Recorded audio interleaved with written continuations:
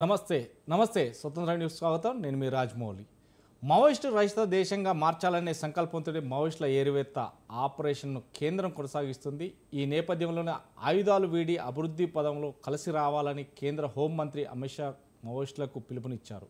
ప్రతిసారి వర్షాకాలంలో పరిస్థితులను అనుకూలంగా తీసుకునే మావోయిస్టులకు విశ్రాంతి లేకుండా చేస్తామని, కానీ ఈసారి వర్షాకాలంలో వారిని నిద్రపోనివ్వమంటూ కూడా చెప్తున్నారు. 2026 మార్చి 31 నాటికి మావోయిస్టు రహిత భారత లక్ష్యాన్ని సాధించే దిశగా మరింత ముందుకెళ్తామని అమిత్ షా స్పష్టం చేశారు. మరి అమిత్ షా హెచ్చరికలపై మావోయిస్టు రియాక్షన్ ఏంటి? వారి ముందున్న తక్షణ కర్తవ్యం ఏమిటి? సలండరే శరణ్యమా? ఇలాంటి అంశాలపై ఇవాటి మిడ్ డే డెబిట్లో చర్చిద్దాం.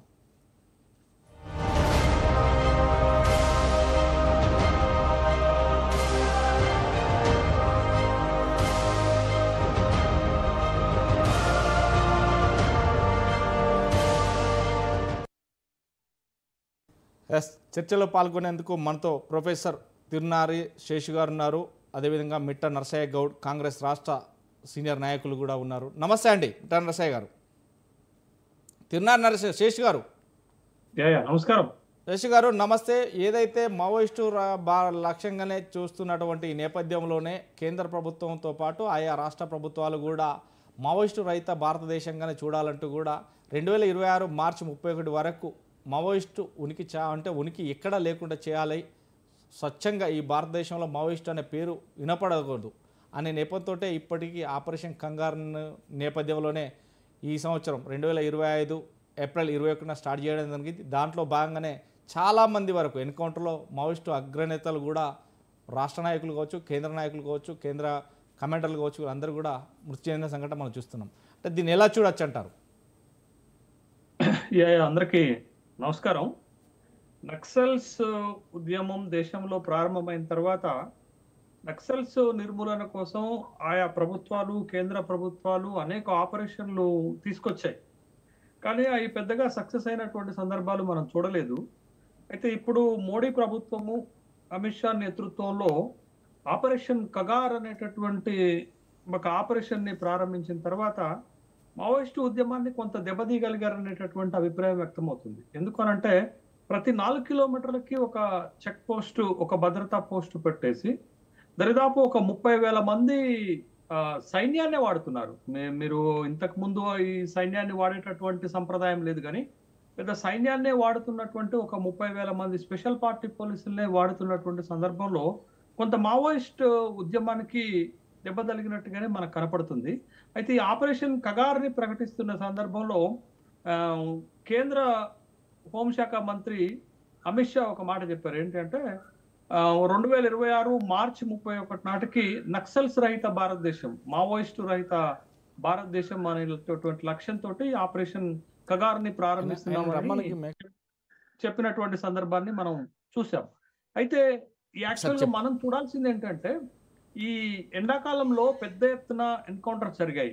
మీకు నంబాల కేశవరావు కేంద్ర కమిటీ ప్రధాన కార్యదర్శి నుంచి నిన్నటి వరకు ఎన్కౌంటర్లో మరణించినటువంటి వరంగల్ జిల్లాకు సంబంధించినటువంటి గాజర్ల రవి కేంద్ర కమిటీ సభ్యుడు వరకు కూడా చాలా పెద్ద ఎత్తున ఫ్రంట్ లైన్ లీడర్షిప్ ని, తర్వాత మావోయిస్టులను పెద్ద ఎత్తున హతమార్చడం జరిగింది, ఎన్కౌంటర్లు చేయడం జరిగింది అనేటటువంటి విషయాన్ని గమనించాం. ఎప్పుడైనా ఇప్పుడే కాదు, జియోగ్రఫికల్ గా మనం చూసినప్పుడు, వాతావరణ పరిస్థితుల్లో కనుక మనం చూసినప్పుడు ఎండాకాలము మావోయిస్టులకు కొంత ఇబ్బందికరమైనటువంటి పరిస్థితులు సృష్టిస్తే ఈసారి మరింత మావోయిస్టు ఉద్యమానికి ఎండాకాలం దెబ్బతీసినట్టుగా మనకు కనపడుతుంది. అయితే అమిత్ షా ఒక ప్రకటన చేస్తూ ఏమన్నాడంటే, మీరు ఆయుధాలు వీడి రండి, అభివృద్ధి పదంలో కలిసిపోండి అనేటటువంటి ఒక ప్రకటన చేస్తూ ఇంకో మాట ఏమన్నాడంటే, వర్షాకాలం వచ్చింది కదా, వర్షాకాలంలో సహజంగా మావోయిస్టులు విశ్రాంతి తీసుకుంటారు, వాళ్ళని విశ్రాంతి తీసుకోనియం, నిద్రపోనీయం అనేటటువంటి మాట చెప్తున్నారు. అంటే 2026 మార్చి 31 నాటికి దేశంలో నక్సల్స్ లేకుండా, మావోయిస్టులు లేకుండా చేసేటటువంటి లక్ష్యాన్ని మరింత ఉధృతంగా కొనసాగిస్తాము, మీరు ఆయుధాలు వీడి అభివృద్ధి పదంలో కలిసిపోవటం తప్ప మీకు వేరే మార్గం లేదని ఒక హెచ్చరిక లాంటిది మనం చూడాల్సింది. మొత్తం మీద. అది అమిత్ షా నుంచి వచ్చినటువంటి ఒక కీలకమైన ప్రకటనగా చూడాలి. సహజంగా వర్షాకాలంలో మావోయిస్టులని దగ్గరికి వెళ్ళటం, వాళ్ళని ఎన్కౌంటర్ చేయటం కొద్దిగా ఇబ్బందికరమైనటువంటి పరిస్థితులు ఉంటాయి. ఎందుకంటే జియోగ్రఫికల్ గా అడవి ప్రాంతంలోకి పోలీస్ బెటాలియన్స్ కానీ, స్పెషల్ పార్టీస్ కానీ వెళ్ళటం కొంత ఇబ్బందికరమైనటువంటి పరిస్థితులు ఉంటాయి. కాబట్టి ఈ సమయంలో మావోయిస్టులు విశ్రాంతి తీసుకుంటారు అనేటటువంటి ఒక అభిప్రాయం మనకున్నది. అయితే ఇదంతా కాదు కానీ మనకి అసలు మనం మనం అనుకోవాల్సినటువంటిది ఏంటి అనంటే, నక్సల్స్ అనేది, మావోయిస్ట్ అనేది ఒక సిద్ధాంతం, ఒక భావజాలం. ఆ సిద్ధాంతాన్ని, భావజాలాన్ని నిర్మూలించడం సాధ్యమవుతుందా? వాళ్ళే నక్సల్స్ ఇటీవల ఒక ప్రకటన చేస్తూ ఒక మాట ఏం చెప్పారంటే, చర్చలకు మేము సిద్ధంగా ఉన్నాం, కాల్పుల విరమణకు సిద్ధంగా ఉన్నాం అని చెప్పారు. అంటే వాళ్ళు ఇచ్చినటువంటి కాల్పుల విరమణకు కానీ, లేకపోతే చర్చలకు కానీ ఇచ్చేటటువంటి అంశాన్ని పరిశీలించకుండా మేము నక్సలైట్లను నిర్మూలించేటటువంటి కార్యక్రమానికే కట్టుబడి ఉంటామని ప్రభుత్వం ఈ పెద్ద ఎత్తున మారణ హోమం సృష్టించడం ఎంతవరకు ధర్మం, ఎంతవరకు న్యాయం అనేది పౌర సమాజం నుంచి ప్రధానంగా ఎదురైతున్నటువంటి సమస్యగానే మనం ఇప్పుడు చూడాలి. కాబట్టి ఒక కేంద్రం అసలు సమస్య ఏంటి, సమస్య మూలం ఏంటి, సమస్య పరిష్కారం ఏంటి అనేది ఆలోచించకుండా ఒక సిద్ధాంతాన్ని, ఒక భావజాలాన్ని నిర్మూలించడం సాధ్యమవుతుందా? ఎప్పుడైనా తిరుగుబాటుకి, ధిక్కారానికి, విప్లవానికి మరణం ఉందా? మీరు మీరు ఏ దేశ చరిత్ర చూడండి, ఏ ప్రపంచ దేశాల చరిత్ర చూడండి, ఓ ధిక్కారానికి కానీ, ఒక తిరుగుబాటుకు కానీ, ఒక విప్లవానికి కానీ మరణం సంభవించిందా? మనం సహజంగా వ్యక్తులను సమూలంగా నిర్మూలించవచ్చు, వ్యక్తులను నిర్మూలించేటటువంటి కార్యక్రమం చేయొచ్చు. కానీ ఒక భావజాలం, ఒక సిద్ధాంతం, ఒక వ్యవస్థని మనం నిర్మూలించగలుగుతామా? ఇవాళ నక్సలైట్లు అనేది వ్యక్తుల సమూహం కాదు కదా. ఇప్పుడు బీహార్లో రణబీర్ సేనని మనం తుదముట్టించాము. రణబీర్ సేన అనేది ఏంటిది, ఒక లక్ష్యంతో పనిచేసేది కాదు కదా.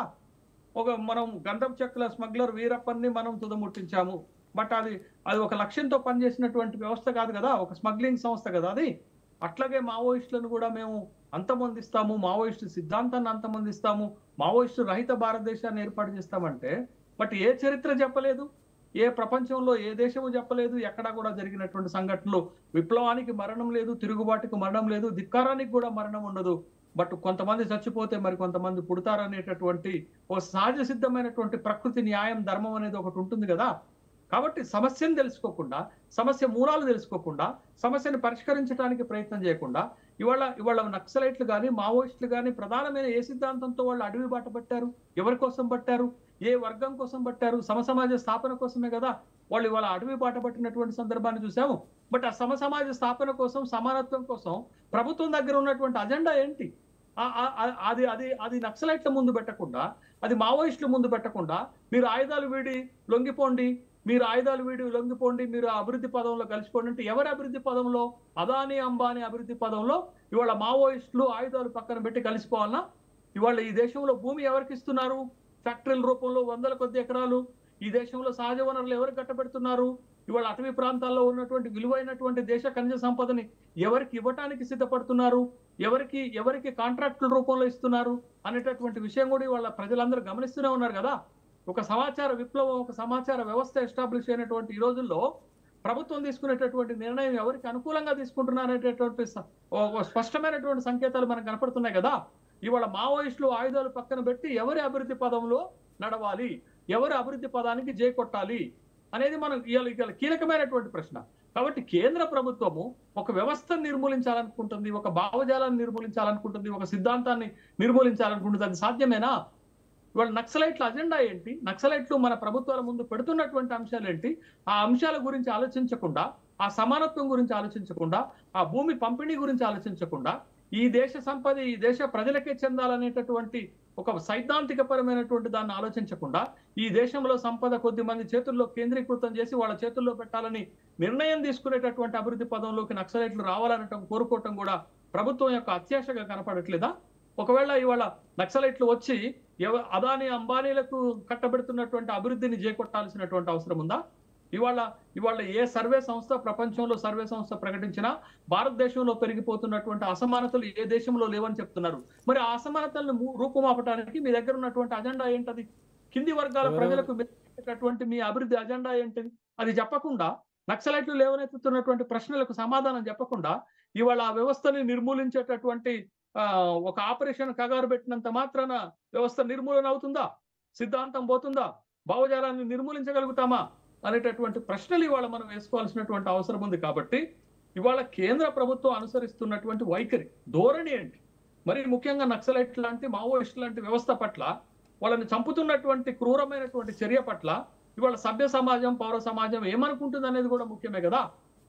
కాబట్టి ఇట్లాంటి వ్యవస్థలను నిర్మూలించటం కంటే ఆ వ్యవస్థల్లో ఉన్నటువంటి లోపాలు, ఆ వ్యవస్థ పైన తిరుగుబాటు చేస్తున్నటువంటి వాళ్ళు లేవనెత్తుతున్నటువంటి సమస్యలు, వాటి పరిష్కారం ఏంటో చూడకుండా ఇవాళ రైతులు ఈ దేశంలో 6-7 సంవత్సరాలుగా పెద్ద ఎత్తున ఉద్యమం చేస్తుంటే, శంభు బోర్డర్లో, పంజాబ్ బోర్డర్లో, హర్యానా బోర్డర్లో పెద్ద ఎత్తున వాళ్ళ సమస్యలు పరిష్కారం చేయాలని ఉద్యమాలు చేస్తుంటే వాళ్ళని కూడా ఇట్లనే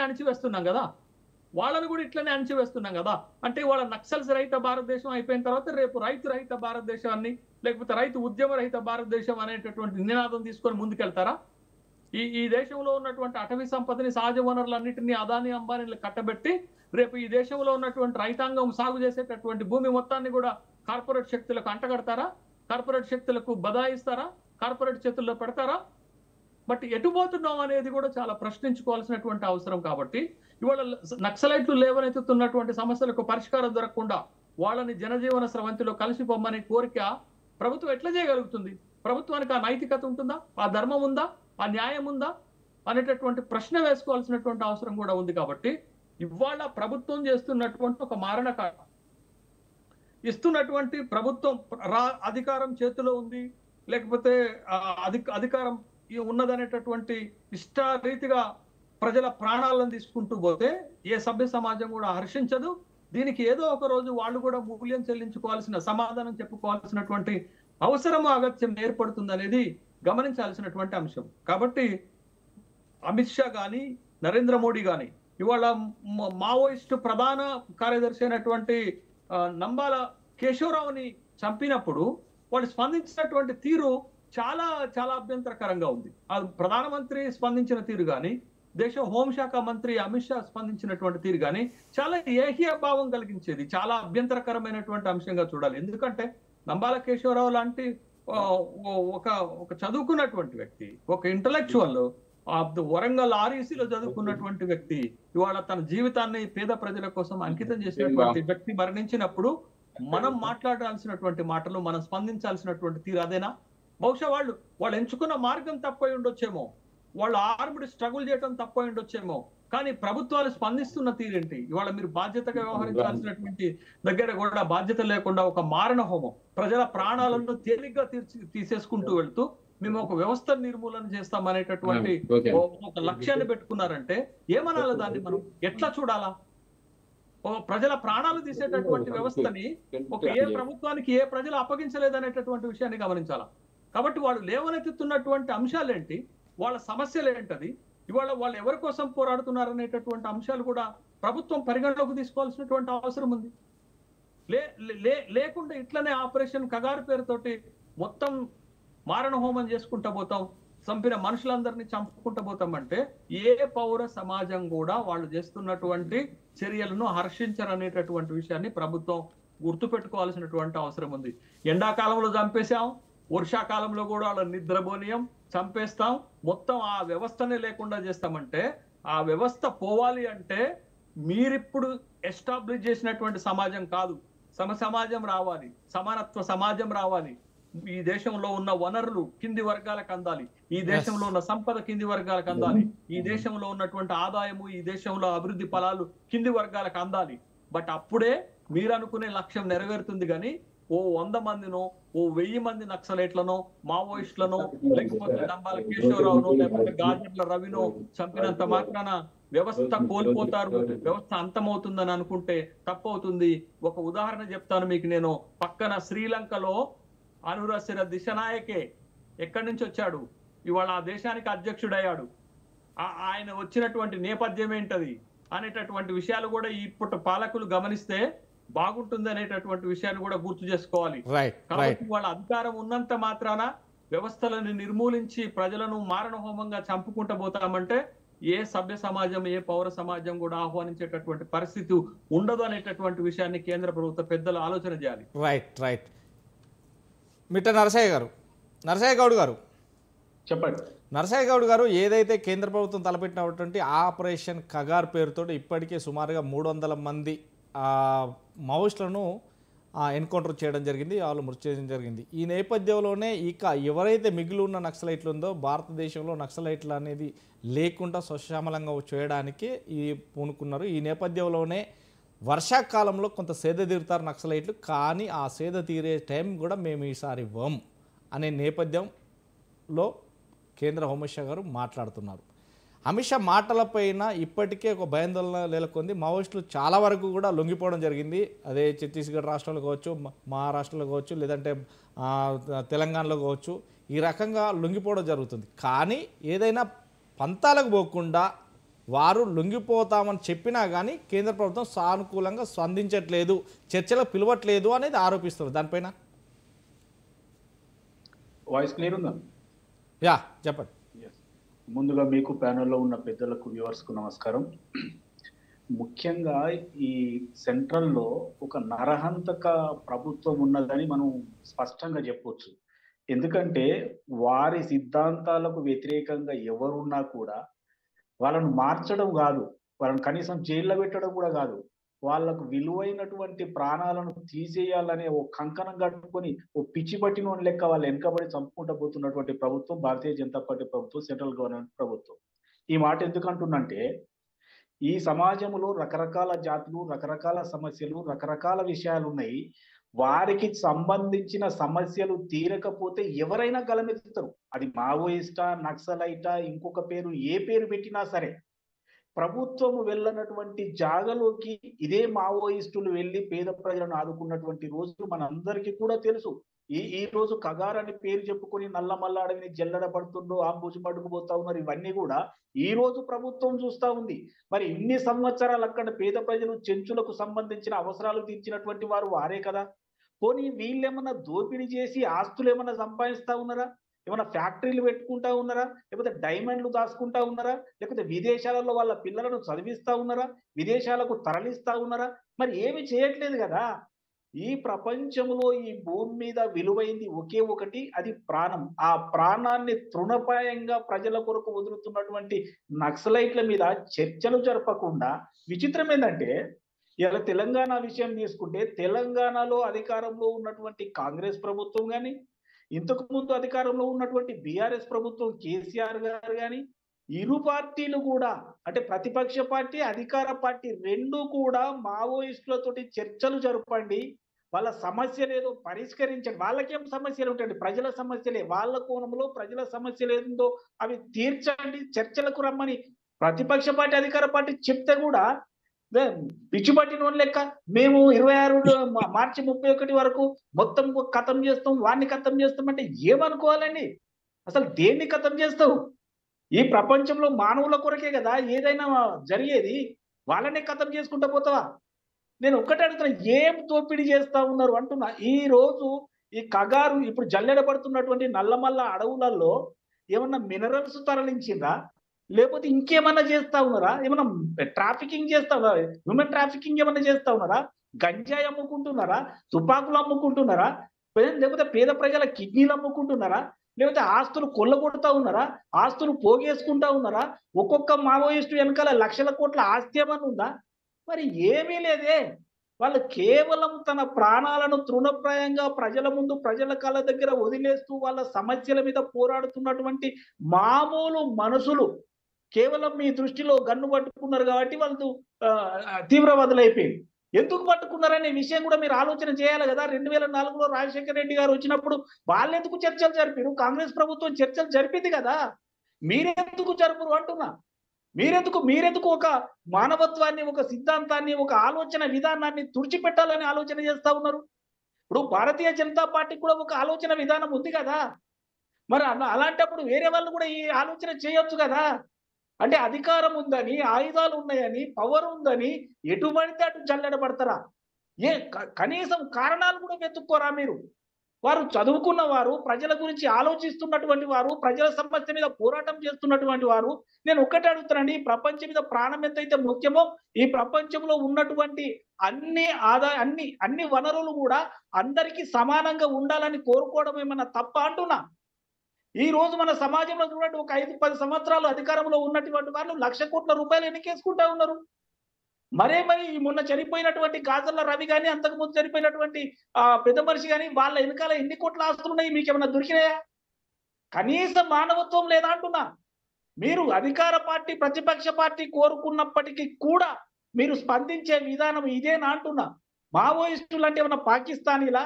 లాస్ట్ కు పాకిస్తానీ టెర్రరిస్టులను కూడా ఆ సయ్యద్ వాళ్ళ కూతురు అరెస్ట్ చేస్తే, కిడ్నాప్ చేస్తే 4 టెర్రరిస్టులను వదిలిపెట్టారు కదా మీరు. మరి అది కూడా వాజ్పేయి గవర్నమెంట్ లోనే కదా జరిగింది. మరి అలాంటప్పుడు ఒక మావోయిస్టు నేతలను, అది కూడా అత్యున్నతమైన నేతలను కనీసం అరెస్టు చేసి విషయాలు తెలుసుకోకుండా అతి దారుణంగా, క్రూరంగా వాళ్ళను బుల్లెట్ల వర్షం కురిపించడం వల్ల సమాజానికి ఏం మంచి చేయాలనుకుంటున్నారు మీరు? భారతీయ జనతా పార్టీ ద్వారా వచ్చినటువంటి కేంద్ర ప్రభుత్వము మానవత్వాన్ని మర్చిపోయింది. వాళ్ళ సిద్ధాంతంలో ఏకాత్మత, మానవతావాదము అంటే మనుషులందరూ సమానమే, అందరికీ సమాన అవకాశాలు ఉండాలంటే, సమాన అవకాశాలకు పోరాడుతున్నటువంటి ఈ మావోయిస్టులను అరెస్టు చేయండి. మీరు అడగండి, చర్చలకు పిలువండి. వారే చెప్తా ఉన్నారు కదా, మేము చర్చలకు వస్తాము, మా మా మా వర్షన్ వినండి, పేద ప్రజలకు మంచి జరుగుతుంది అని వాళ్ళంటే, మేమేం వినము, మా దగ్గర గన్ ఉంది, మా దగ్గర సైన్యం ఉంది, 26 మార్చి 31 లోపల మిమ్మల్ని అందరినీ చంపేస్తామని అతి దారుణమైన స్టేట్మెంట్ కదండి.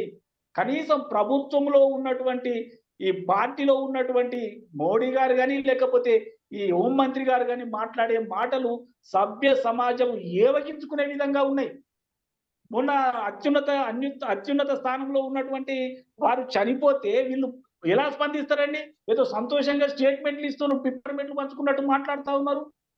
కాబట్టి నేను ఒకటే అంటున్నా, పేద ప్రజల పక్షాన వాళ్ళు మాట్లాడుతూ ఉన్నారు, వాళ్ళు కొట్లాడుతూ ఉన్నారు. ప్రభుత్వము కానీ, మిగతా ఫోర్సెస్ కానీ పోనటువంటి దూరాలలో, కొండలలో, కోనలలో వెళ్ళి వాళ్ళను మంచి చేయాలని కోరుకుంటున్నటువంటి మానవతా మూర్తులు లెక్క పనిచేస్తున్నటువంటి వారిని అన్యాయంగా ఒక కగార్ అనే పేరుతోటి నీచంగా వాళ్ళను నరుక్కుంటా పోతే ఏ మాత్రం సమంజసమని నేను అడుగుతా ఉన్నా.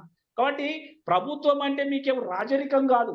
మీరు 5 సంవత్సరాల కొరకు మీకు ఓటేసిండ్రు. 5 సంవత్సరాల్లో మీరు ఏం చేస్తారో చూసి మీకు శిక్షించే అధికారం కూడా ప్రజలకు ఉంది. ప్రజలలో నుంచి వచ్చిన వాళ్ళే మావోయిస్టులు, ప్రజల కొరకు పాటుపడుతున్న వాళ్ళే వాళ్ళు అని కాంగ్రెస్ ప్రభుత్వం అంటుంది, బీఆర్ఎస్ ప్రతిపక్ష హోదాలో అంటున్నది, అందరూ పౌర సమాజం కూడా కోరుకుంటా ఉంది, పౌర హక్కుల నేతలు కూడా కోరుకుంటా ఉన్నారు. మరి ఇంతమంది ఈ సమాజంలో నుంచి వాయిస్ వినిపిస్తా ఉంటే, వద్దు వాళ్ళతో చర్చలు జరపండి అని మొత్తుకుంటా ఉంటే మీకేం పట్టిందండి? ఒకటే నరుక్కుంటా పోతా ఉన్నారు. ఇప్పటికైనా నేను ఒకటే కోరుతాను, ఒకటే డిమాండ్ చేస్తా ఉన్నా ఇలా కాంగ్రెస్ పార్టీ నుండి, మీరు ఇప్పటికైనా మీరు చర్చలకు వాళ్ళను పిలిచి వాళ్ళ ఎజెండా ఏంటి, పేద ప్రజలకు వాళ్ళు ఏం చేయాలనుకుంటున్నారు, మీరు చేయలేని ఎజెండా వాళ్ళ దగ్గర ఉంటది కాబట్టి వాళ్ళని చర్చలకు పిలవమని మేము కోరుతా ఉన్నాం కాంగ్రెస్ పార్టీ నుండి. మీరు అడగండి, చెప్తారు, వింటారు, ప్రజలు కూడా వింటారు. వాళ్ళు ఏం చెప్పదలుచుకున్నారో వాళ్ళు రైతా రాక ప్రజలు కూడా నిర్ణయిస్తారు కదా. కాబట్టి నేను ఒకటే అంటున్నా, భారతీయ జనతా పార్టీ ప్రభుత్వం నుంచి వచ్చినటువంటి కేంద్ర ప్రభుత్వం ఇప్పటికైనా పేషజాలకు పోకుండా ఖచ్చితంగా మావోయిస్టులను చర్చలకు పిలవాలని కాంగ్రెస్ పార్టీ నుంచి రైట్. మరికొంతమంది కూడా మనకు జాయిన్ అయ్యారు. జూలకంటి రంగారెడ్డి గారు, సిపిఐ మాజీ ఎమ్మెల్యే గారు, అదేవిధంగా నక్క నారాయణరావు గారు, పౌర హక్కుల సంఘం రాష్ట్ర నాయకులు, ప్రధాన కార్యదర్శి కూడా, ఇంకొకరు కూడా ప్రేమ్ గాంధీ గారు, బీజేపీ సీనియర్ నాయకులు. నమస్తే అండి. ముందుగా రంగారెడ్డి గారు, ఏదైతే మనం చూస్తున్నాం ఈ నేపథ్యంలోనే, ఏదైతే మార్చి 21 ఏప్రిల్ 21, 2025 ఈరోజు స్టార్ట్ అయిన ఆపరేషన్ కగార్ పేరుతో ఈ నేపథ్యంలోనే సుమారుగా 300 మందిని ఎన్కౌంటర్ చేయడం జరిగింది. కానీ ఇక తగ్గేదే లేదు. మొత్తం మీద భారతదేశాన్ని మావోయిస్టు రహిత దేశంగా మారుస్తాం. ఈ నేపథ్యంలోనే ఇప్పుడు ఆ వర్షాకాలం సీజన్లో కూడా నక్సలైట్లు సేద తీర్చుకుంటారు. ఆ సేద తీర్చుకునే అవకాశం వారికి ఇవ్వము అనే నేపథ్యంలోనే అమిత్ షా గారు మాట్లాడుతున్నారు. అదేవిధంగా స్టేట్మెంట్ కూడా ఇచ్చారు. అంటే దాన్ని ఎలా చూడొచ్చు అంటారు?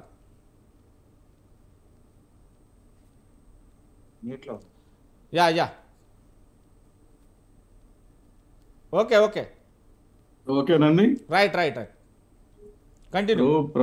ప్రపంచంలో ఒక దుర్మార్గం జరుగుతుంది మన దేశంలో, రెండో దుర్మార్గం జరుగుతుంది ప్రపంచంలో. ఇవాళ ట్రంప్ ఆయన మాట్లాడేది మొత్తం కూడా మనం చూస్తూ ఉన్నాం. నేను చెప్పినట్టుగానే ఏ దేశమైనా ఏ పాలకవర్గమైనా వినాలి.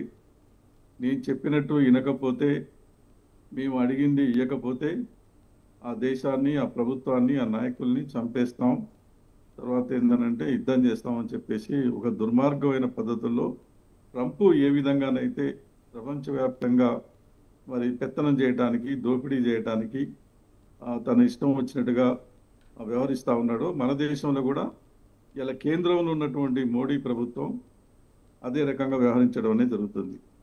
మాకు వ్యతిరేకంగా ఎవరు మాట్లాడినా, మా పాలసీకి వ్యతిరేకంగా ఎవరు ఏ ఉద్యమాలు నడిపినా కూడా మేము సహించేలేదనే పద్ధతిలో ఇవాళ ప్రతిపక్షాల మీద దాడి చేస్తున్నాడు. వాళ్ళకి వ్యతిరేకంగా ఎవరు వ్రాతలు రాసిన రచయితలను కానీ కవులని కానీ చంపేస్తున్నారు, కేసులు పెడతా ఉన్నారు, నిర్బంధిస్తూ ఉన్నారు. వాళ్ళకి వ్యతిరేకంగా ఉన్నటువంటి బీజేపీయేతర ప్రభుత్వాల మీద దాడి చేస్తూ ఉన్నారు. దాంట్లో భాగమే ఇవాళ ఆపరేషన్ కగార్. అసలు ఎన్నికల సందర్భంగా బీజేపీ వాళ్ళు, మోడీ కానీ అమిత్ షా కానీ వాళ్ళు ప్రజలకు ఇచ్చినటువంటి హామీలేంది? ఈ దేశంలో మేము పేదరికం లేకుండా అసమానతల్లో దూరం చేస్తాము, అందరికీ విద్యను అందిస్తాము, వైద్యాన్ని అందిస్తాము, ఇల్లు కట్టిస్తాము, తర్వాత వ్యవసాయ రంగాన్ని బాగు చేస్తాము, కార్మికుల కష్టాలు తీరుస్తాము, పేదరికం లేకుండా చేస్తామని ఎన్నో మాటలు చెప్పారు. నేను పేదవాడిని కాబట్టి చేయవాలని, పేదవాళ్ళ కష్టాలు ఎన్నో నాకు తెలుసు అని చెప్పి ప్రజలను నమ్మించి ఓట్లు వేయించుకొని అధికారంలోకి వచ్చిన తర్వాత వాళ్ళు ఇచ్చినటువంటి హామీలు, ప్రజలకు అవసరం ఉన్నటువంటి ఏ ఒక్క సమస్య, దేశ అభివృద్ధికి, సమాజానికి పనికొచ్చేటువంటి ఏ ఒక్క సమస్య కూడా టేకప్ చేయకుండా దేశ సంపదను మొత్తం కూడా కొల్లగొట్టి ఇవాళ కొద్ది మంది బడా కార్పొరేట్ చేతుల్లో నలుగురికో ఐదుకో ఒప్పజెప్పటం కొరకే ఈ కార్యక్రమాలన్నీ సాగిస్తూ ఉన్నారు. అప్పుల మీద అప్పులు తెస్తూ ఉన్నారు, పన్నుల మీద పన్నులు వేస్తూ ఉన్నారు. ఉన్న సంపద పబ్లిక్ సెక్టార్ని మొత్తం కూడా హోల్సేల్గా గుండుగుత్తగా అమ్మేస్తూ ఉన్నారు. ఇప్పుడు ఈ ఆపరేషన్ కగార్ అనేటువంటి అక్కడ అపారమైనటువంటి ఖనిజ సంపద ఉన్నది, నిక్షేపాలు ఉన్నాయి. అవి మొత్తం కూడా కార్పొరేట్ వాళ్ళకు ఒప్పజెప్పాలి. వాళ్ళ సలహా మేరకే, వాళ్ళ సూచన మేరకే ఇవాళ ఈ దుర్మార్గానికి పాల్పడటం అనేది జరుగుతుంది. దేశంలో సమస్యలు ఏమి లేవా? ఎన్నో సమస్యలు ఉన్నాయి కదా. రైతు వ్యతిరేక చట్టాలు తెస్తావు, కార్మిక వ్యతిరేక చట్టాలు తెస్తావు. అవన్నీ ప్రజల సమస్యల పరిష్కారం. నీకు దమ్ముంటే, వీళ్ళకు చేతనవుతే ఆపరేషన్ పేదరికం లేకుండా ఆపరేషన్ చేయాలి, అందరికి వైద్యం అందించడానికి ఆపరేషన్ చేయండి, లేకపోతే అందరినీ కష్టాల నుంచి బయటపడటానికి రైతుల సమస్యల మీద తీసుకోండి. అవి చేయరు. అవినీతి పనుల మీద చేయండి. ఇలా లక్షల కోట్ల రూపాయలు, వేల కోట్ల రూపాయలు కార్పొరేట్ శక్తులకు ఆదాయాలు ఎట్లా పెరుగుతూ ఉన్నాయి, పెట్టుబడులు ఎట్లా పెరుగుతూ ఉన్నాయి. మోడీ అధికారంలోకి వచ్చినప్పుడు వాళ్ళ పెట్టుబడులు ఏంటి, వాళ్ళ ఆస్తులు ఏంటి, ఇవాళ పరిస్థితి చూస్తే ఏ రకంగా ఉంది. లక్షల కోట్ల రూపాయలు వాళ్ళకు రాయితీలు కల్పిస్తూ ఆ రకంగా దోచుకుంటా ఉన్నారు. ఇదేంటంటే నక్సల్స్ వాళ్ళు ప్రజా ఉద్యమాలు సాగిస్తున్నారు, వాళ్ళ పందాలు వాళ్ళు సాగిస్తున్నారు. వ్యక్తిగత హింసావాదం అనేది సరైనది కాదు. వ్యక్తిగత హింసావాదం అనేటువంటి దాన్ని మేము సిపిఎం పార్టీకి మొదటి నుంచి ఖండిస్తున్నాం. ప్రజల్ని మనం చైతన్యపరచాలి, ప్రజల ద్వారా మనం తిరుగుబాట్లు, పోరాటాలు చేయించాలని దాన్ని పోయినాం. వాళ్ళొక లైన్లో పోయారు, చాలా మంది త్యాగాలు, చాలా మంది బలైపోయారు. తర్వాత ఏంటంటే ఉద్యమాలు జరుగుతున్నాయి, వాళ్ళ లైన్లో వాళ్ళు పోతున్నారు. అయినప్పటికీ కూడా ఇప్పుడున్న పరిస్థితుల్లో వాళ్ళు ఏం చెప్తా ఉన్నారు? మేము చర్చలకు సిద్ధము, మేము ప్రజా సమస్యలు మీరు పరిష్కారం చేయటం లేదు కాబట్టి, ఆ యొక్క ఆదివాసీ ప్రజలకు, గిరిజన ప్రజలకు అన్యాయం చేస్తున్నారు కాబట్టి వాళ్ళ తరఫున మేము ఈ రకంగా పోరాడుతున్నాం. మేము వాళ్ళ సమస్యలన్నీ కూడా మీ దృష్టికి తీసుకొస్తాం. ప్రభుత్వం చేసే పనులే అవి, పరిష్కారం చేయాలి అనే దాని మీద చర్చలకు పిలవండి, మమ్మల్ని ఆహ్వానిస్తే మేము వస్తాం, మాట్లాడతామని చెప్పానంటే, చర్చలకు పిలిచి వీళ్ళు చెప్పే విషయాలన్నీ కూడా ఎన్ని పరిష్కారం చేస్తే వాళ్ళ ఆయుధాలు కింద పెట్టకపోతే కదా. కింద మీరు చెప్పినన్ని పరిష్కారం చేసినా మీరు ఆయుధాలు పట్టుకొని తిరుగుతున్నారు, మీరు సరైనటువంటి మార్గం కాదని చెప్పి అప్పుడు జైలు పంపిస్తారా, కేసులు పెడతారా, ఏం చేస్తారా తర్వాత సంగతి. అది ఆ చర్చలకే పిలవకుండా అసలు మీరు చెప్పేది వినేది లేదు, మిమ్మల్ని పిలిచేది లేదు, మీతో మాట్లాడేది లేదు, మీ ముఖం చూసేది లేదు, మిమ్మల్ని కాల్చి చంపడమే మా పని, మేము మొత్తం ఒక్కరిని లేకుండా మొత్తం చంపేస్తామని చెప్పి ఇంత దుర్మార్గమైనటువంటి పద్ధతుల్లో ప్రజాపాలన ఇది. రాజ్యాంగ పరంగా ఎన్నికైనటువంటి పాలకులు మరి ఇక రాజ్యమే హత్యలు చేస్తూ ఉంటే ఇక ఎవరికి చెప్పుకోవాలి? కాబట్టి ఏంటంటే వాళ్ళకు వేరే మానవత్వం అనేది ఏమీ లేదు. కేంద్రం ఉన్నటువంటి మోడీ, అమిత్ షా వీళ్ళు పచ్చి ఏజెంట్లుగా ఇలా కార్పొరేట్ శక్తులకు ఊడిగం చేయడం కొరకే, తర్వాత ఏంటంటే మతం పేరుతోటి, దేవుళ్ళ సెంటిమెంట్ పేరుతోటి, రకరకాల నినాదాలతోటి ప్రజల ఆలోచనలు మనకు వైపు మళ్లించడం కొరకే ఈ దుర్మార్గమైనటువంటి చర్యలకు పాల్పడుతుండ్రు. ఇది ఆగాలి. ఇది ఏదో మేము మా చేతిలో రాజ్యం ఉంది మేము చేస్తామని చెప్పానంటే చరిత్రలో ఎంతో మంది చూసాం. టీచర్ నీరు వల్లే చేస్తారు. తర్వాత మరి ఇటువంటి పనులు చేసేవాళ్ళు ఇటువంటి వాటికి బలైపోతారు. మళ్ళీ మనం చూస్తున్నాం కదా, ఇటువంటి దుర్మార్గాలకు ఎవరు పాల్పడ్డారో. లాస్ట్కు హిట్లర్ లాంటి వాళ్ళు ఏం చేశారు? ప్రపంచాన్ని ఏళ్తామని చెప్పేసి వాడు ఏ రకంగా అతనే సూసైడ్ చేసుకునేటువంటి పరిస్థితి వచ్చింది. కాబట్టి మానవత్వం లేకుండా ఎవరు వ్యవహరించినా ఇటువంటి దుర్మార్గాలకు పాల్పడితే చివరికి ప్రజలు శిక్షిస్తారు, లేకపోతే వాళ్ళంతట వాళ్ళే శిక్షించుకునేటువంటి పరిస్థితి కూడా ఎదురవుతుంది తప్ప ఇంకోటి కాదు. ఇది సరైనటువంటి మార్గం కాదు. చర్చలకు పిలవాలి, వాళ్ళు చెప్పింది వినాలి. కేంద్రం చేతిలో అనేక అధికారాలు ఉన్నాయి, రాష్ట్ర ప్రభుత్వం చేతిలో ఉన్న అధికారాలను ఉపయోగించాలి. వాళ్ళ సమస్యలు పరిష్కారం చేస్తే అప్పుడు ఖచ్చితంగా వాళ్ళు జనంలో కలిసి ఏంటంటే ప్రజల్లో సేవ చేయడం రారనుకోండి, అప్పుడు వాళ్ళ మీద చర్య. రైట్ ప్రేమ్ గాంధీ గారు, అందుకని ఈ దుర్మార్గం ఆగాలి. కాగాలని సరైనటువంటి కాదు. ఇప్పటికైనా కేంద్ర ప్రభుత్వం తెచ్చుకొని వెంటనే చర్చల గురించి మాట్లాడాలని కోరుతా ఉన్నాం. రైట్ ప్రేమ్ గాంధీ గారు, ఏదైతే రాష్ట్ర ప్రభుత్వంతో పాటు కేంద్ర ప్రభుత్వాలు కూడా, అంటే ఏదైతే మా ఛత్తీస్గఢ్ రాష్ట్ర ప్రభుత్వం కావచ్చు, లేదంటే కొన్ని రాష్ట్ర ప్రభుత్వాలు మొత్తం మీద ఆపరేషన్ కగార్ పేరుతోటి నరహంతకులుగా చిత్రీకరిస్తూ మొత్తం మీద నక్సలైట్లను ఏరువేతకి పూనుకుంది. ఇక ఆగేదే లేదు అంటూ కూడా కేంద్ర ప్రభుత్వం అమిత్ షా గారు కూడా చెప్పడం జరిగింది. ఏదైతే ఈ వర్షాకాలంలో కొంత సేద తీరుతారు, విశ్రాంతి తీసుకుంటారు, కానీ ఇప్పుడు విశ్రాంతి తీసుకోనీయం ఈ నేపథ్యంలోనే చెప్తున్నారు. కానీ మా నక్సలైట్ల వరకు మాత్రం ఇప్పటికే కొన్ని లేఖలు కూడా రాయడం మనం చూసాం, అందరూ కూడా చూశారు. ఈ నేపథ్యంలో మేము లొంగిపోవడానికే కాదు, చర్చలకు పిలవండి, చర్చలకు పిలిస్తే సానుకూలంగా మేము గన్నులు వదిలిపెట్టి వస్తాం, ఆయుధాలు వదిలిపెట్టే వస్తాం, చర్చలకు పిలవండి అంటే ససైమీరా అంటున్నారు. ఇక దీని మీద కొంత కూడా ఏదైతే విమర్శలు వస్తున్నాయి, ఏదైతే ఈ చర్చల ద్వారా పిలవకుండా ఈ ఆపరేషన్ కొనసాగించడం మాత్రం ఆదివాసీల భూములను కార్పొరేట్లకు అప్పగించే ఉద్దేశంతో జరుగుతుంది ఇదంతా కూడా అనేది ఆరోపణలు వస్తున్నాయి. ఈ ఆరోపణలు కేంద్ర ప్రభుత్వం ఎలా కొట్టేస్తుంది, అసలు ఏం మాట్లాడుతుంది?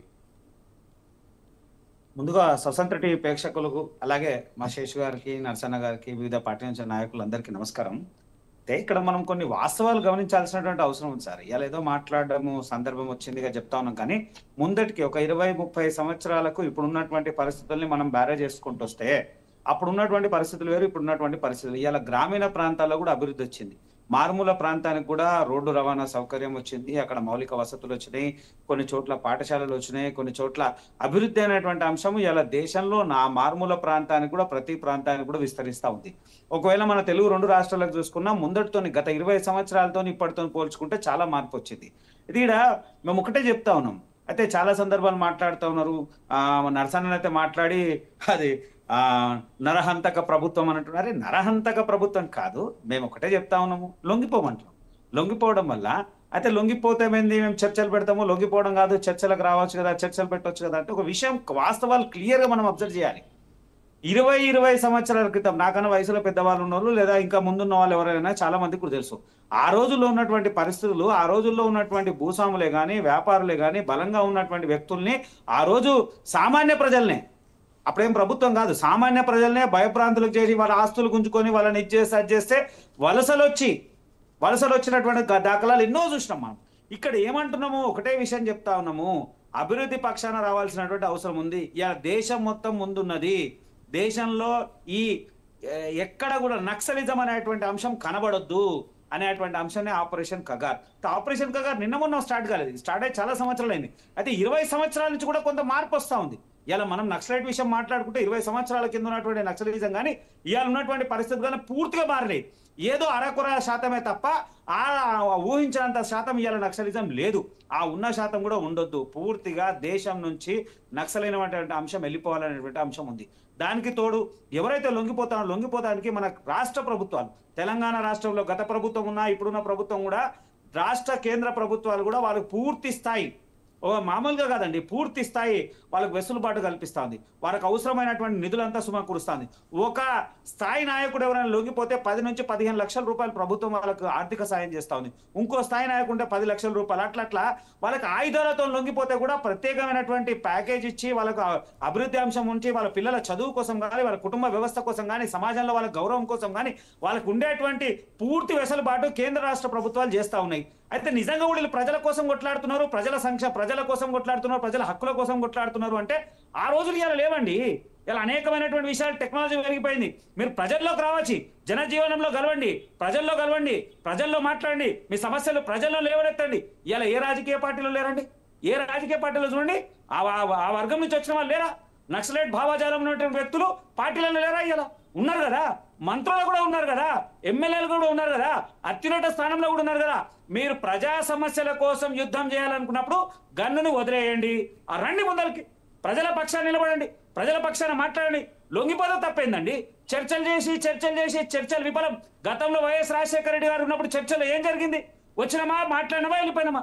అది కాదు కదా. పూర్తి స్థాయి ఎక్కడైనా జరిగిందా? జరగలే కదా. ఒకటే చెప్తా ఉన్నది, గతంతో పోలిస్తే ఇవాళ నిజంగా చదువుకున్న వాళ్ళు, మేధావులు, దేశం బాగుపడాలి, రాష్ట్రం బాగుపడాలి అనేటువంటి వ్యక్తులందరూ కూడా ఆలోచిస్తున్నారు ఈ విషయం మీద. లేకపోతే ఇలా ఈ స్థాయి ఉండదండి. ఎంత భయంకరమైనటువంటి వ్యతిరేకత ఉంటుండే. ఇలా అందరూ సామాన్య ప్రజల నుంచి స్థాయి చదువుకున్నటువంటి మేధావులు, రాజకీయ నాయకులు, అనేకమైనటువంటి రాజకీయ పార్టీలో ఉన్నటువంటి పెద్దలు కూడా ఆలోచిస్తున్నారు ఈ విషయం మీద. ఒకటే చెప్తా ఉన్నాము, నిజంగా కూడా సంక్షేమం కోసము, పేద ప్రజల కోసము, లేదా ఆ గ్రామీణ ప్రాంతాల్లో, మారుమూల ప్రాంతాల్లో ఉన్నటువంటి గిరిజన తెగల కోసం మీరు చేయాలనుకుంటే ప్రజల్లోకి రండి. ఖచ్చితంగా ప్రజా సమస్యల మీద, గిరిజనుల మీద, లేదా అక్కడ ఉన్నటువంటి వన్యప్రాణుల మీద కానీ, లేదా అక్కడ ఉన్నటువంటి విలువైన భూములే కానీ, ఖనిజుల మీద మీరు మాట్లాడాలనుకుంటే ప్రజల్లోకి రండి. ప్రజల్లోకి వచ్చి ప్రజాస్వామ్యబద్ధంగా చేయాల్సినటువంటి అవసరం ఉంది. ఆయుధాన్ని వదలాల్సినటువంటి అవసరం ఉంది. ఖచ్చితంగా అది మాత్రం తప్పకుండా మనం అందరం గమనించాలి. ఆయుధం వదలండి, ప్రజాస్వామ్యంలో రండి, ప్రజలతో రండి, ప్రభుత్వంతో రండి.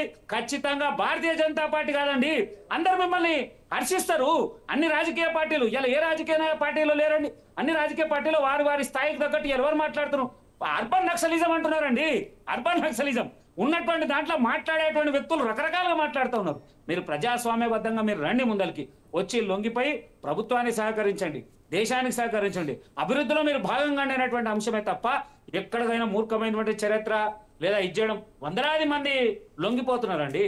మనము చనిపోయింది తక్కువ శాతం ఉంటే లొంగిపోయిన వాళ్ళు ఉన్నారు కదా, పునరావాసం కల్పించిన వ్యక్తులు ఉన్నారు కదా, అనేకమైనటువంటి అభివృద్ధి అంశం ఉంది. ఇవాళ ఎక్కడ లేదు. ఆ రోజులు ఉన్నటువంటి పరిస్థితులు లేవు. మీరు మారుమూల ప్రాంతానికి కూడా పోండి, ఆడ ఖచ్చితంగా ప్రభుత్వం యొక్క పథకాలు, లేదా కేంద్ర రాష్ట్ర ప్రభుత్వం యొక్క అనుమతులు, లేదా ఇంకో అంశము, లేదా ఏదో ఒకటి ఖచ్చితంగా జరుగుతూ ఉంది.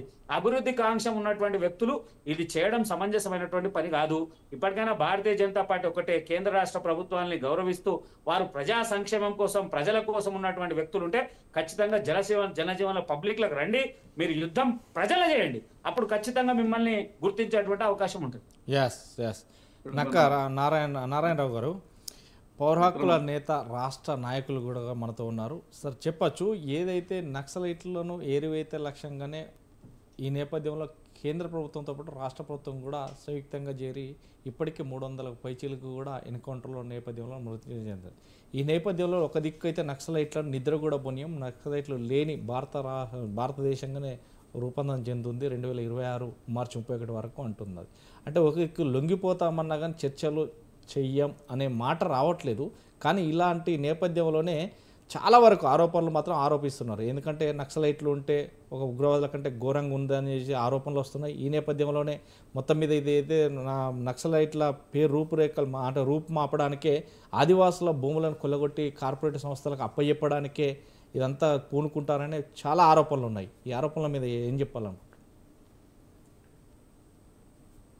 ప్రజాస్వామికంగా ఎన్నికైన ప్రభుత్వాలు ఏవైనా సరే రాజ్యాంగబద్ధంగా పాలన చేయాలని చెప్పి ప్రతి ఒక్క హక్కుల సంఘం, ప్రతి ఒక్క రాజకీయ పార్టీ కోరుకుంటుంది, కోరుకోవాలి కూడా. అది ప్రజాస్వామ్యంలో ఒక నైతికమైన అంశం అందరికీ. కానీ ఈ ఉద్యమం అనేది ఒక 50 ఏళ్ళుగా పనిచేస్తుంది. కనీసం ఒక 20,000 మంది ఎన్కౌంటర్ పేరుతో అచ్చగావించబడ్డారు, ప్రాణత్యాగం చేసినారు. అవన్నీ అంశాలు ఇడిచిపెట్టినా కూడా ఇది 2024 జనవరి 1 నుంచి ఆపరేషన్ కగార్ పేరుతో ఒక హత్యాకాండ కొనసాగుతున్నది. ఆ హత్యాకాండ ఇప్పుడు 50 సంవత్సరాలుగా పౌరకుల సంఘం ఏ ఎన్కౌంటర్ మీదైనా సరే, ఏ అసహజ మరణం మీదైనా సరే ఇప్పటి వరకు నిజ నిర్ధారణ చేయగలిగింది. కానీ ఆ పరిస్థితి లేకుండా 56 ఎన్కౌంటర్లు 560 మందిని చంపేసింది. ఇప్పటికి ఏ ఒక్క ఎన్కౌంటర్ మీద మేము నిజ నిర్ధారణ చేయలేకపోయాం. ఒకే ఒక్కటి చేసినాం, చెల్పాక ఎన్కౌంటర్ మీద చేయగలిగినాం. ఆ చెల్పాక మన ములుగు జిల్లా ఏటూరు నగర్ దగ్గర ఉన్నది. అది కూడా వాళ్ళు వచ్చి డేరా వేసుకొని ఉంటే వాళ్ళ కోసం ఎవరికో భోజనం చెప్తే భోజనంలో విషం కలుపుకొచ్చిస్తే ఆ విషాహారం తిన్న వాళ్ళు బందీలో దొరికితే వాళ్ళ దగ్గర అధునాత ఆయుధాలు ఉన్నప్పటికీ కూడా చిత్రహింసలు పెట్టి కాల్చి చంపి ఎన్కౌంటర్గా ప్రకటించాను. ఇట్లా మన రాష్ట్రంలోనే Karagudem encounter, దామరతోగ encounter, Chelpaka encounter 3 ఎన్కౌంటర్లు జరిగినాయి. సరే మొత్తంగా 56 ఎన్కౌంటరు జరిగినాయి. మొన్నటి మన మారేడుమిల్లి ఎన్కౌంటర్తో సహా 560 మందిని కేంద్ర కమిటీ నుంచి, రాష్ట్ర స్థాయి నుంచి, అది కాకుండా ఆదివాసులు అయితే 400 మందిని చంపేశారు. ఇది ఏమైనప్పటికీ కూడా మనందరం అంటున్నాం కదా, ప్రజాస్వామ్యం రాజ్యాంగబద్ధం అంటున్నాం కదా. ఇప్పుడు చర్చలు అనేది మావోయిస్ట్ పార్టీ కొత్తగా కోరుకుంటున్నది కాదు. మీరు అన్నట్టు 2004లో వైఎస్ఆర్ ప్రభుత్వం చర్చలు జరిపింది. మరి వైఎస్ఆర్ ప్రభుత్వమే చర్చలు జరిపితే చిదంబరం ప్రభుత్వం చర్చల కోసం ఎందుకు ప్రయత్నం చేసిండు? పోని తర్వాత రాజ్నాథ్ సింగ్ వచ్చిండు, ఆయన చర్చల కోసం ఎందుకు ప్రయత్నం చేసిండు? ఆయన తర్వాత వచ్చినటువంటి ఇప్పుడున్న వాళ్ళు కూడా మొన్న విష్ణుదేవసాయి వచ్చినప్పుడు కేంద్ర రాష్ట్ర ప్రభుత్వాలు మేము ఒక షరతు పెట్టి చర్చలకు ఆహ్వానిస్తాం. ఆ షరతు ఏంటంటే మీరు ఇక్కడున్న కార్పొరేట్ల రవాణాకు ఎటువంటి ఆటంకం కలగదని షరతు విధించి మరి చర్చల కోసం ఆహ్వానించారు. మరి ఎన్ని అయినప్పుడు వాళ్ళే చర్చల కోసం ఎందుకు ఆహ్వానించినప్పుడు? ముఖ్యంగా ప్రజాస్వామ్య వ్యవస్థలో ఎవరైనా సరే సాయుధ పోరాటం ఎంచుకోవడం అంటే ప్రజాస్వామ్యం వ్యవస్థ పట్ల వాళ్ళ ఉన్న నమ్మకం, విశ్వాసం కోల్పోతారు.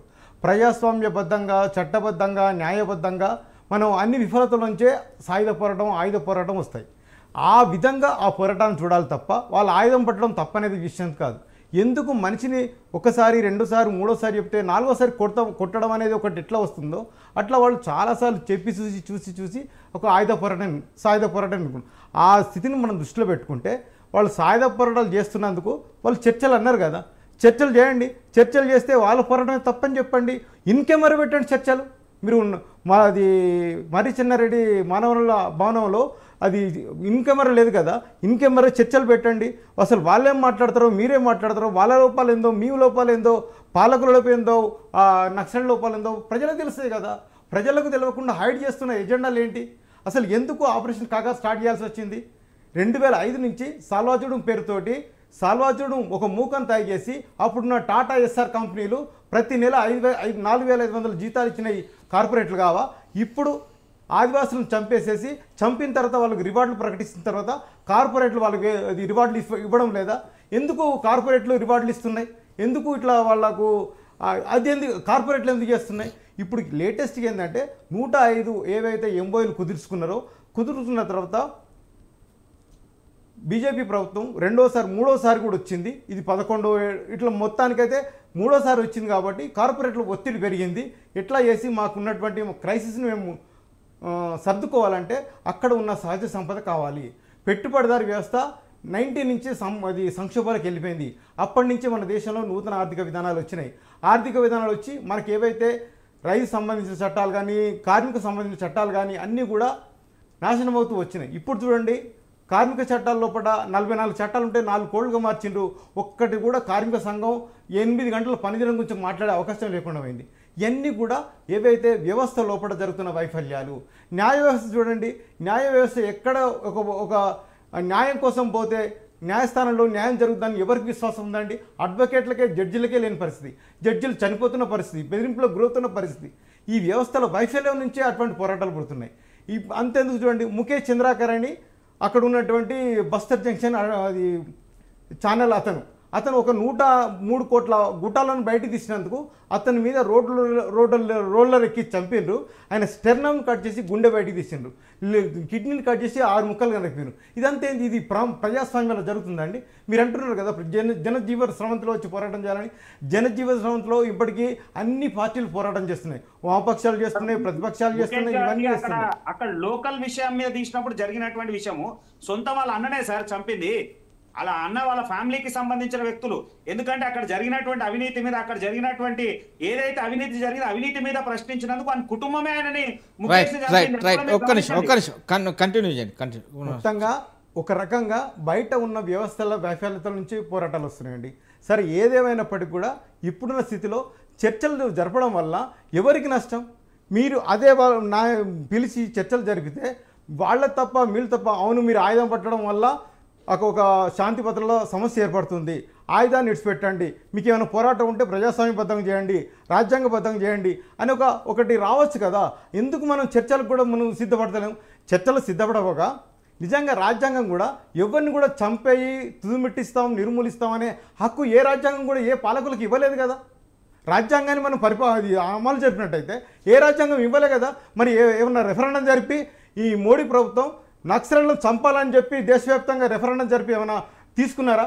ఎట్లా మీరు అధికారంలో ఉన్నందుకు చంపేస్తారా? అసలు ఇప్పటి వరకు జరిగిన అన్ని ఎన్కౌంటర్లు కూడా ఏ ప్రభుత్వం ఉన్నా, కాంగ్రెస్ ప్రభుత్వం ఉన్నా, ఏ ప్రభుత్వం ఉన్నా కూడా అన్నీ కూడా ప్రభుత్వ హత్యలే అనుకున్నాం.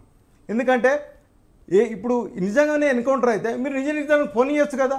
మేము ఏ నిజ నిర్ధారణ పోయినా కానీ అందులో జరుగుతున్న మీరే చూడండి. బాసగూడ ఎన్కౌంటర్ 2012లో ఇదే ఛత్తీస్గఢ్లో జరిగితే ఆ గ్రామస్తులందరూ 18 మంది కూర్చొని కొత్తగా ఈ పంట ఎట్లా ఇద్దామని చెప్పి మాట్లాడుకుంటుంటే చుట్టుముట్టిన బలగాలు కాల్చి చంపాను. అందులో 5 పిల్లలు, స్కూల్కి వెళ్ళే పిల్లలు కూడా ఉన్నారు. దాని మీద ఇదే ప్రభుత్వం అప్పుడు ఉన్నటువంటి ప్రతిపక్ష పార్టీ కాంగ్రెస్ పార్టీ అసెంబ్లీకి రిపోర్ట్ ఇచ్చింది, ఇది ఆదివాసులను చంపి ఎన్కౌంటర్ అంటున్నారు. అదే కాకుండా కేంద్ర ప్రభుత్వం నిర్మించిన ఏకే అగర్వాల్ అని సుప్రీంకోర్టు రిటైర్డ్ జడ్జి ఇది కూడా బూటకం ఎన్కౌంటర్ ఇచ్చిండు. మరి ఇట్లా బూటకప్ ఎన్కౌంటర్ అని చెప్పినప్పుడు అదే కదా మేము అడిగేది. ఇప్పుడు చంపి ఎన్కౌంటర్ని ప్రకటిస్తున్నాయి, ఎన్ని నిజమైన ఎన్కౌంటర్లు, ఎన్ని పట్టుకొని కాల్ చంపిన ఎన్కౌంటర్ మనందరికీ తెలుసు. రియాజ్ అని ఇక్కడ ఉన్నటువంటి చర్చల ప్రతినిధి, అప్పుడు వైఎస్ఆర్ ప్రభుత్వం ఉండే 16 మంది టీఆర్ఎస్ ఎమ్మెల్యేలు ఉండే. పొద్దున విషయం బయటకు వస్తే వాళ్ళందరూ అసెంబ్లీకి కూడా మినిస్టర్లు కూడా చెప్తే సాయంత్రం కొల్ల ఆయన చంపేసేంటారు. ఎందుకు? మీ చేతిలో ఉన్నోన్ని న్యాయ వ్యవస్థ ప్రకారం, చట్ట ప్రకారం కోర్టులో హాజరుపరచకుండా చంపేసి ఎన్కౌంటర్ ఎట్లా ప్రకటిస్తారు? ఇది కదా ప్రశ్న. మీరు నక్సల్ని చంపుతున్నారా లేదా కాదు, ఎన్కౌంటర్ పేరుతో ఎందుకు చంపుతున్నారు? వాళ్ళు బందీలుగా ఇప్పుడు సజీవంగా పట్టుకున్నారని చెప్పి నంబల కేశవరావు అంటున్నారు. ఆయన కేంద్ర కమిటీ ప్రధాన కార్యదర్శి కదా, ఆయన తీసుకొచ్చి మీరు ఇన్ కెమెరా చర్చలు పెట్టండి, అయిపోతుండే కదా. సుధాకర్ కూడా కేంద్ర కమిటీ కార్యదర్శి కదా, మొన్న చనిపోయిన గాజర్ల కూడా కేంద్ర కమిటీ కదా.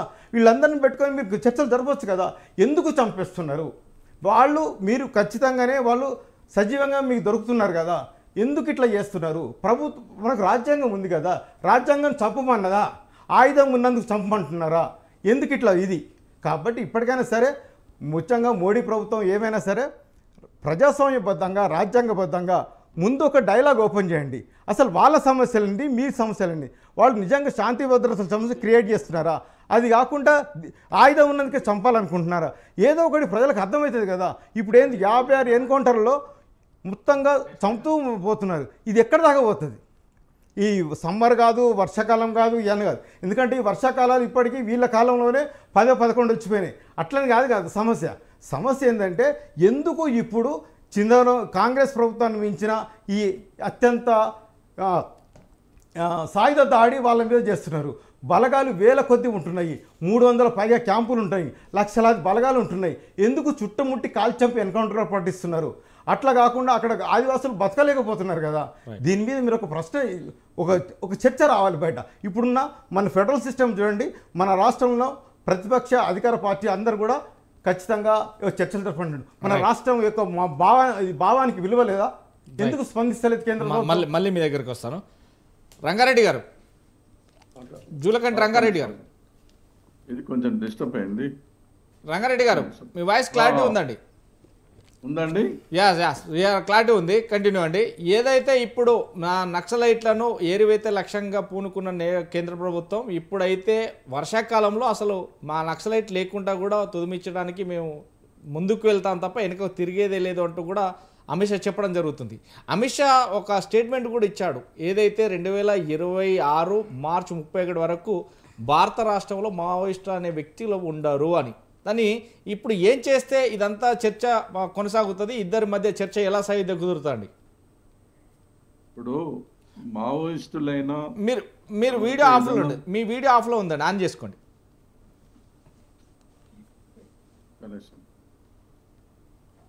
వీడియో ఆఫ్లో ఉంది.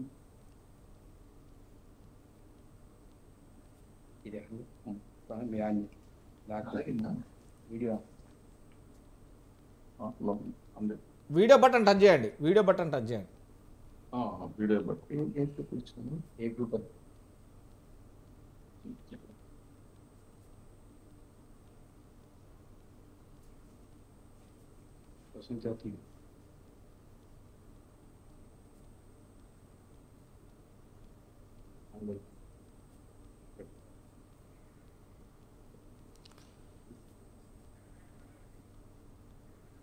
మీ వాయిస్ క్లారిటీ ఉందండి, మాట్లాడండి.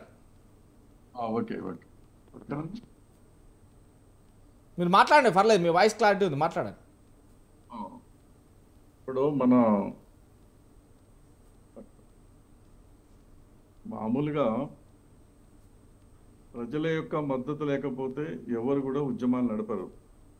ప్రజలు కష్టాల్లో ఉన్నప్పుడే, వాళ్ళకు అన్యాయం జరుగుతున్నప్పుడే ఎవరినైనా ఆశ్రయించి మాకు మద్దతు ఇవ్వండి, మా తరఫున పోట్లాడండి అని చెప్పి అడుగుతారు.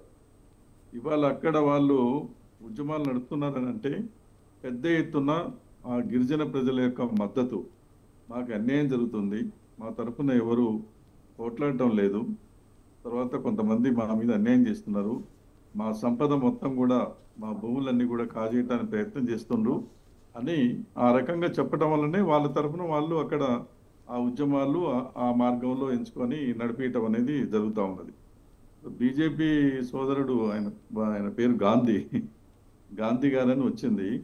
మరి గాంధీ గారు చెప్పింది ఇది కాదు. గాంధీ గారు ఏంటంటే శాంతి మార్గంలో తర్వాత సమస్యల్ని పరిష్కారం చేయాలి, చర్చలకు పిలవాలి, మాట్లాడాలని చెప్పారు. ఇవాళ ముఖ్యంగా మీకు చేతనవుతే 11 సంవత్సరాలు అవుతుంది కదా మీరు అధికారంలోకి వచ్చి, మూడోసారి. మరి ఈ 11 సంవత్సరాల కాలం నుంచి పేదరికాన్ని లేకుండా ఎందుకు దూరం చేయలేకపోయారు?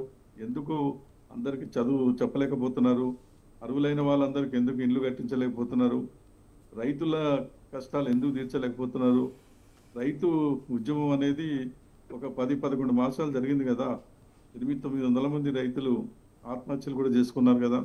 కార్మిక వ్యతిరేక చట్టాలు తెచ్చారు, 12 గంటలు పనిచేయాలని. ధరల మీద ధరలు పెంచుతున్నారు, ఇది వాస్తవం కాదా? ఇవాళ అప్పుల మీద అప్పులు తెస్తున్నారు, ఇది వాస్తవం కాదా? ఉన్న ప్రభుత్వ రంగ సంస్థల్ని మరి బడా కార్పొరేట్ శక్తులకు హోల్సేల్గా అమ్మేస్తున్నారు, ఇది వాస్తవం కాదా? ఏంటి మీరు చేసే పనులు? అన్ని పిచ్చి పనులు చేసుకుంటూ ప్రజల కొరకు పోట్లాడే వాళ్ళు, ప్రజల కొరకు ప్రశ్నించేటువంటి వాళ్ళ మీద ఈ దాడులు ఏంది, దౌర్జన్యాలు ఏంది? ఇంకోటి ఏంటనంటే మమ్మల్ని పిలవండి, మేమేం చెప్తామో వినండి. మేము చెప్పేది మా సొంతం సమస్యలు కాదు, ప్రజల సమస్యలు. అక్కడ ఏం జరుగుతుందో మేము చెప్తాం. ఆ గిరిజన ప్రజల సమస్యలు ఏందో మీరు తీర్చండి. మేము ఆయుధాలని కింద పెడతామా లేకపోతే ఏం చేస్తామో తర్వాత సంగతి అది.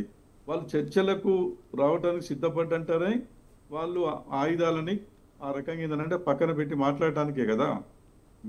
మీతో చర్చలు జరపకుండానే మరి మిమ్మల్ని ఎన్కౌంటర్ చేస్తాము, లేకపోతే మీరు లొంగిపోండి, డబ్బులు ఇస్తాము. డబ్బులు ఎవరు? ప్రజలే కదా డబ్బులు మీరు ఇచ్చేది. అందుకొరకు ఏంటంటే మీరు వాళ్ళు రకంగా చెప్పాలంటే చర్చలకు రావటం అని అంటేనే అది ప్రభుత్వం చెప్పేటువంటి దాన్ని వినటమే. అది ప్రజాస్వామ్య పద్ధతిలో చర్చలు జరపాలి, ప్రజాస్వామ్య పద్ధతిలో సమస్యలు పరిష్కారం చేయాలి. ప్రజాస్వామ్య పద్ధతిలో వాళ్ళు కూడా అయ్యా ఇప్పటి వరకు మీరు ఈ స్ట్రగుల్ అంతా చేశారు, పోరాటాలు నడిపారు, ఇక అవసరం లేదు, మీరు చెప్పే సమస్యలన్నీ కూడా మేము పరిష్కారం చేస్తున్నాము, గిరిజనులకు అన్యాయం చేయము, వాళ్ళకు భూములు ఇస్తాము, ఇండ్లు ఇస్తాము, చదువు చెప్తాము, విద్యను అందిస్తాము, వాళ్ళని కూడా అందరిలాగానే చూస్తామని చెప్పేసి చెప్తే అయిపోతుంది. వాళ్ళు పోరాటం కూడా మనుషులు వదిలిపెట్టి చేయలేరు కదా, జనం లేకుండా పోరాటాలు ఏం చేయలేరు. అందుకని ప్రజా సమస్యలు పరిష్కారం చేయడం చేత కాకుండా ఏవో సాకులు చెప్పి మేము చర్చలకు వస్తామని చెప్పి అంటే కూడా వాళ్ళని పిలవకుండా ఈ రకంగా కాల్చి చంపుతాం, మీరు లొంగిపోతే డబ్బులు ఇస్తాం, లొంగకపోతే కాల్చి చంపుతాం, మాట్లాడేది లేదు, చర్చలు చేసేది లేదంటే ఎక్కడ ప్రజాస్వామ్యం అండి ఇది? ఇలా పాకిస్తాన్ వల్ల వాళ్ళు లొంగిపోయారు కాబట్టి మేము యుద్ధం ఆపేశారని. అంటే పాకిస్తాన్ వాళ్ళు చెప్తే మీరు యుద్ధం ఆపేస్తారు. మీరు ఇప్పటివరకు కాల్చి చంపిన నలుగురిని ఒక్కరిని కూడా పట్టుకోలేదు. మీకేం తమ్ముని చెప్పండి.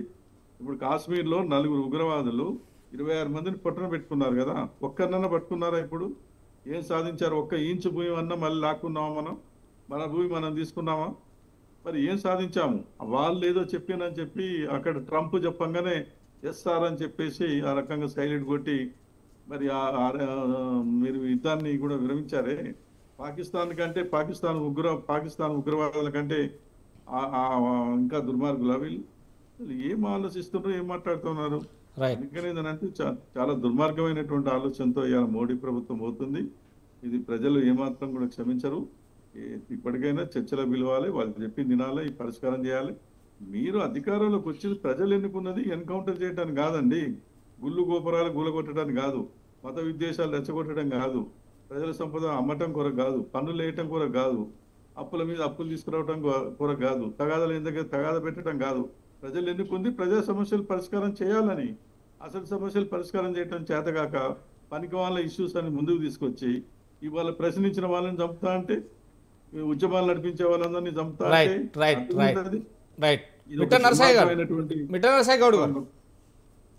ఇప్పటికే ప్రజా సంఘాలు కావచ్చు, ఇటు పౌర సంఘాలు కావచ్చు, మొత్తం మీద తెలంగాణ రాష్ట్ర ప్రభుత్వానికి కూడా ముఖ్యమంత్రితో పాటు మంత్రులకు కూడా లేఖలు ఇవ్వడం జరిగింది. కేంద్ర ప్రభుత్వాన్ని సానుకూలంగా మాట్లాడండి, అసలు ఈ సైద్య కుదిర్చండి అని. అంటే ఇక్కడ ఉన్నటువంటి కాంగ్రెస్ గవర్నమెంట్ కూడా దానిపైన ఎలాంటి చర్యలు తీసుకుంటుందండి ఇద్దరి మధ్య సైద్య కూర్చోడానికి? రాజమౌళి గారు, నేను బీజేపీ గవర్నమెంట్కు ఒక సూటి ప్రశ్న వేస్తున్నాను. అంటే తెలంగాణలో 4 కోట్ల మంది ఉంటే అధికార పార్టీ, ప్రతిపక్ష పార్టీ మొత్తం దగ్గర 80-90% ప్రజలు చర్చలకు విలువమని అడిగినట్టే కదా. మరి అలాంటప్పుడు భారతీయ జనతా పార్టీకి సంబంధించి ఎంత పర్సెంట్ ఉందో మనకు తెలుసు కదా. అంటే మెజారిటీ ప్రజలు చర్చలకు విలువమని చెప్పినప్పుడు అది మాత్రం పక్కకు పెట్టి మేము తప్పుకుంటూ పోతాం అనడం ఎంతవరకు సమంజసం?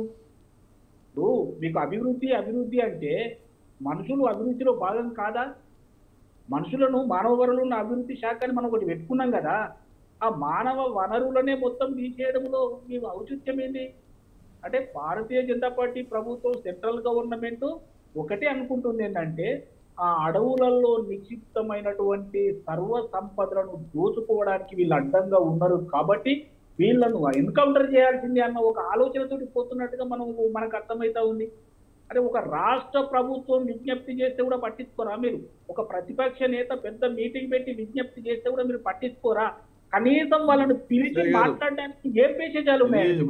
నర్సయ్య గారు మిత్రమా, ఇది జాతీయ ఇష్యూ, రాష్ట్ర ప్రభుత్వం కాదు. కాంగ్రెస్ జాతీయ పార్టీలు అన్ని కూడా ప్రజాస్వామ్యవాదులు, సెక్యులర్ వాదులు అందరూ కోరుతున్నదే ఇది ఒక స్టేట్ ఇష్యూ కాదు. రైట్. థ్యాంక్ యూ మొత్తం మీద అవకాశం చెప్పొద్దు ఎట్లా? నేనేం మాట్లాడాలో సమయం చెప్తుంటే కదా విషయము. నెక్స్ట్ ఉందండి మీ దగ్గరికి.